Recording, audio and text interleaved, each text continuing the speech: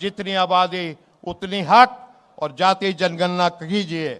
तो वो लड़ाई जो कभी महात्मा बुद्ध ने शुरू की और बाबा नानक, संत रायदास, संत कबीर और शाहू जी महाराज, महात्मा फूले, अंबेडकर, काशीराम जी, वो लड़ाई आज हमारे नेता लड़ रहे हैं।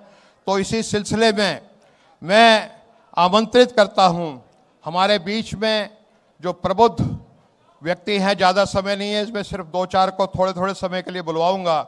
श्री बीपी अशोक जी, जो पूर्व में आईपीएस ऑफिसर रह चुके हैं।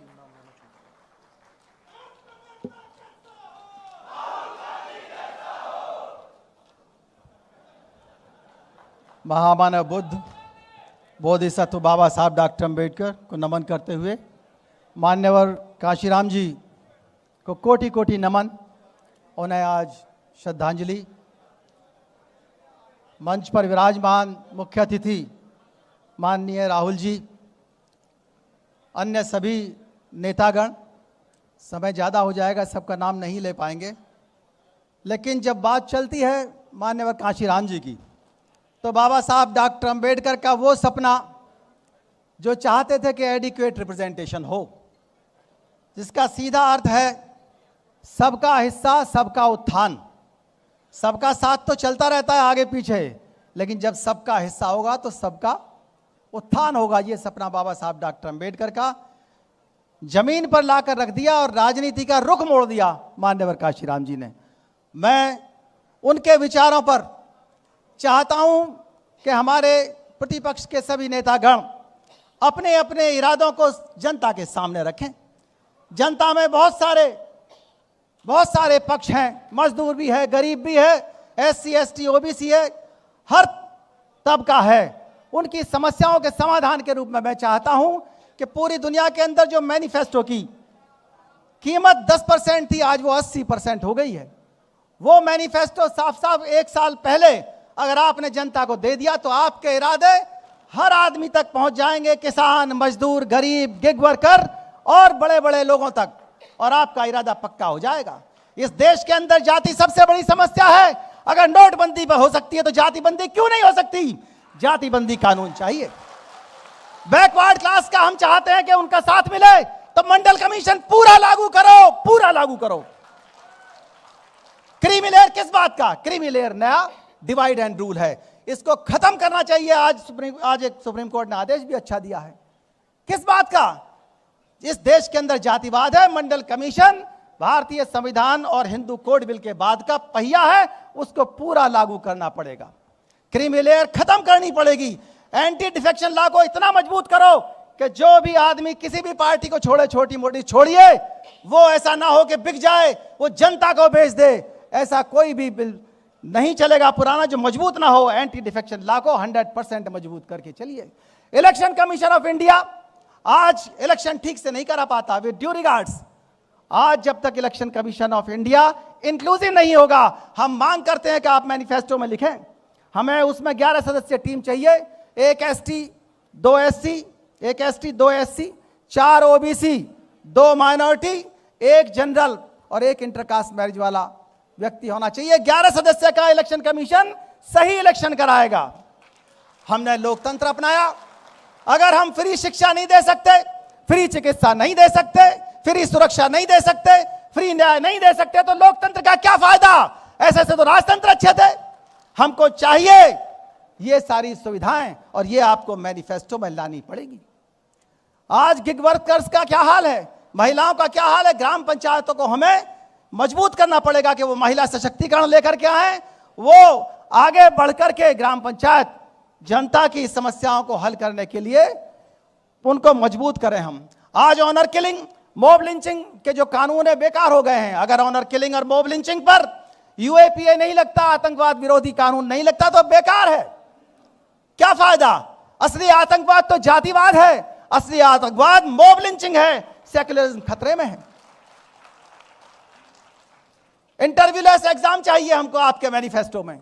इंटरव्यू लेस एग्जाम, कितनी बेईमानी हो रही है। यूपीएससी का रिजल्ट आ रहा है, नीचे वाला जो बहुत नीचे था वो ऊपर टॉप कर जा रहा है। हमें नहीं चाहिए इंटरव्यू। इंटरव्यू किस बात का? जुडिशरी के अंदर जब संविधान पीठ बैठती है, हम कैसे विश्वास करें कि न्याय होगा? हमको इंक्लूसिव संविधान पीठ चाहिए, कॉलिजम नहीं चाहिए। एक एसटी का जज होगा, 2 एससी के जज होंगे, 4 ओबीसी के होंगे, 2 माइनॉरिटी के होंगे, 1 जनरल का होगा और 1 महिला, 11 वो लोग हो जाएंगे। बस 1 मिनट और, बस 1 मिनट सर प्लीज याद दीजिए।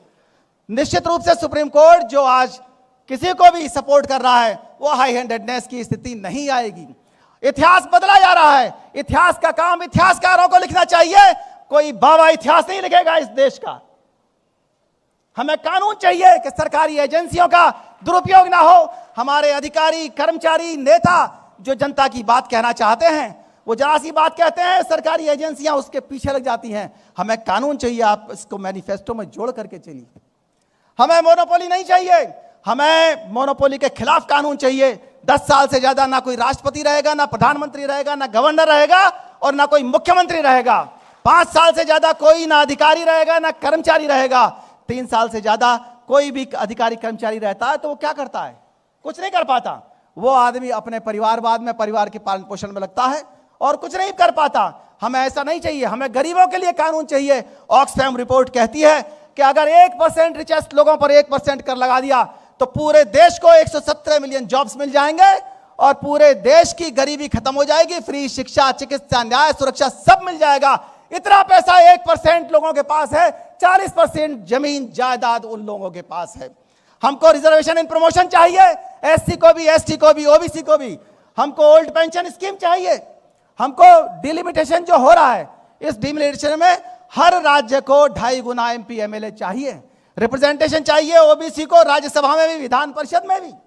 हमको सब प्लान चाहिए, सेपरेट बजट चाहिए, हमको ट्रांसफर पोस्टिंग की पॉलिसी चाहिए, हमको यूनिवर्सल बेसिक इनकम चाहिए। आज यूजीसी का बिल आया, बिल नहीं, यूजीसी का रेगुलेशन आया, उस रेगुलेशन को बिल्कुल अच्छी तरह से लागू करिए ताकि उसमें एससी, एसटी, ओबीसी के लोग बागों का मेजॉरिटी रहे तो अच्छा होगा ये। और इन्हीं शब्दों के साथ बहुत बहुत धन्यवाद राजेंद्र पाल जी को, जय हिंद जी को भी, और राहुल जी को मैं बधाई देता हूं आगे के लिए।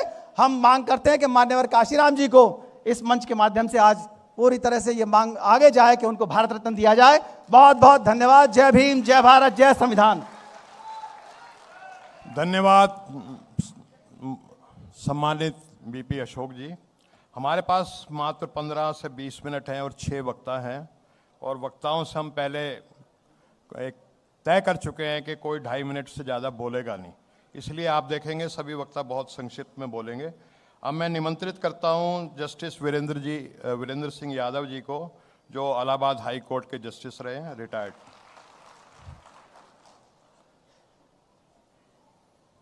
धन्यवाद।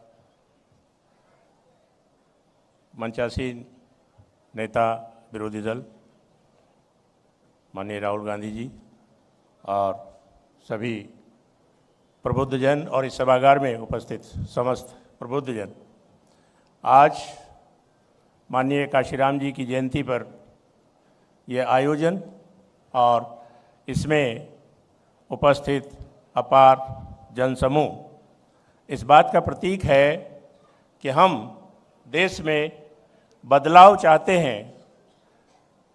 बाबा साहब अंबेडकर का संविधान समता समानता पर आधारित संविधान अनुसार व्यवस्था चाहते हैं, जो व्यवस्था आज के दिनों में फेल हो गई है, जहां पर किसी भी प्रकार के भ्रष्टाचार के या किसी भी प्रकार के किसी भी कांड को उठाए जाने पर उसका न कोई जवाब होता है और न उस पर कोई कार्रवाई होती है और एक पॉलिसी अपना ली जाती है कि न हम जवाब देंगे और न इस्तीफा देंगे। इस स्थिति को बदलने के लिए माननीय काशीराम जी का जो लॉजिक नारा था, जिसकी जितनी संख्या भारी उतनी उसकी हिस्सेदारी, उस पर कार्य किया जाना अति आवश्यक है।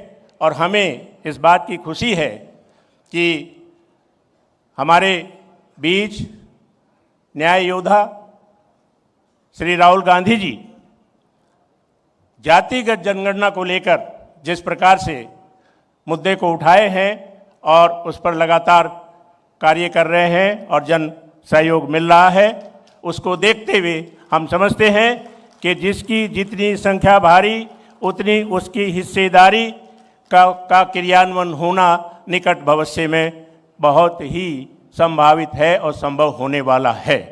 बहुत ज़्यादा ने बोलते हुए सभी को पूरा अवसर देते हुए मैं अपनी वाणी को यहीं पर विराम देना चाहूँगा, क्योंकि समस्याएं बहुत हैं, सब जानते हैं। बस समता समानता के आधार पर जितनी जितनी संख्या भारी उतनी उसकी हिस्सेदारी भागीदारी को लेकर हम सब लोग यदि आवश्यकता हुई तो जन आंदोलन के लिए भी तैयार रहें। धन्यवाद।